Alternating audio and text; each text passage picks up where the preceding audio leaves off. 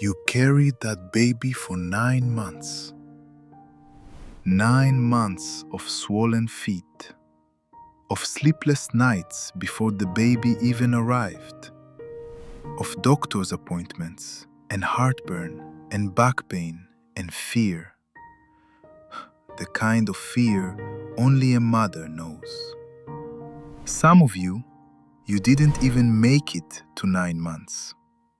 Your body went into labor early, and you held that tiny, fragile little life in your arms and you prayed.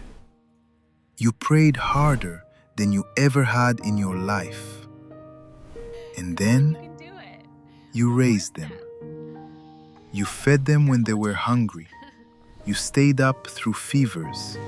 You worked jobs you didn't love just to make sure they had what they needed.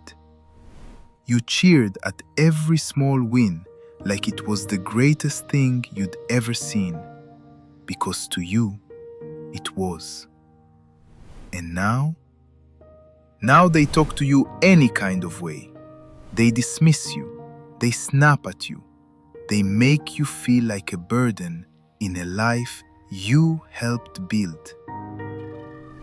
Take a breath with me, because today we are going to talk about this calmly, honestly, and with a lot of love for you.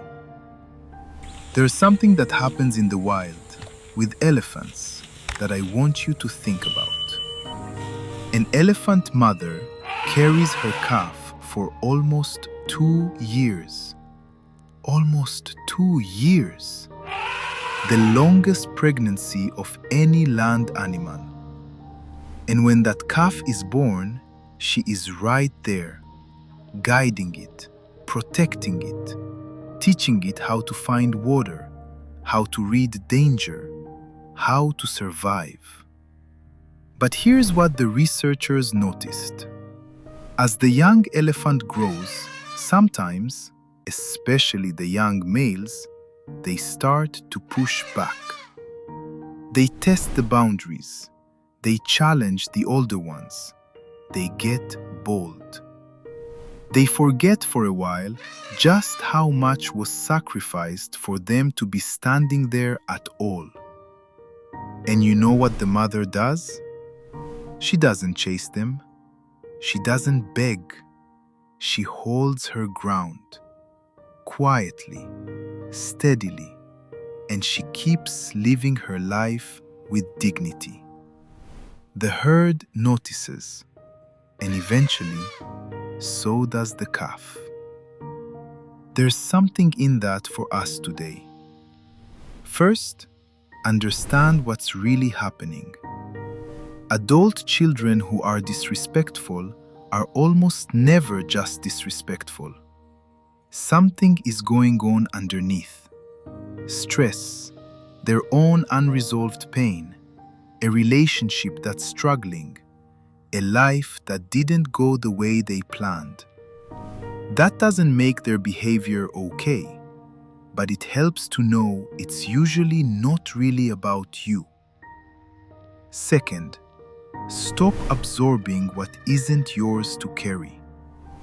A lot of mothers, and I mean a lot, have spent decades making themselves smaller so everyone else could feel comfortable. You apologized when you didn't need to. You stayed quiet when you should have spoken. You kept the peace at the cost of your own peace. That ends now.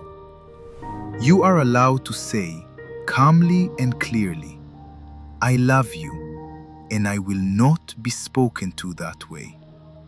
That's not a threat. That's a boundary. And boundaries aren't walls. They're just the door with a lock on it.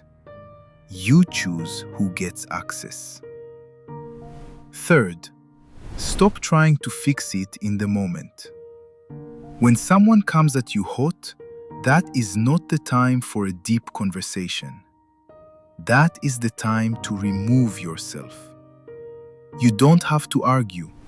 You don't have to defend your whole life history.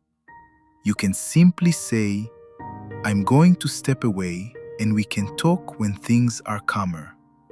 And then actually step away. This takes practice, but it changes everything. Fourth, tend to yourself.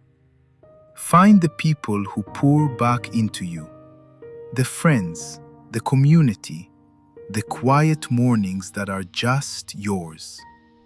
Because when you are filled up, you are harder to diminish. A woman who knows her worth is very hard to disrespect, and even harder to break. Here's what I want to leave you with. You have given enough of yourself. You don't need to earn love from the people you already loved first.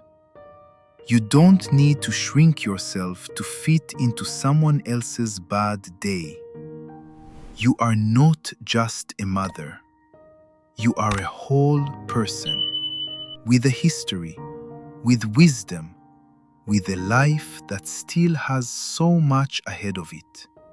And you deserve to be treated like it. If this hit home for you, share it with someone who needs to hear it today. And I'll see you in the next one.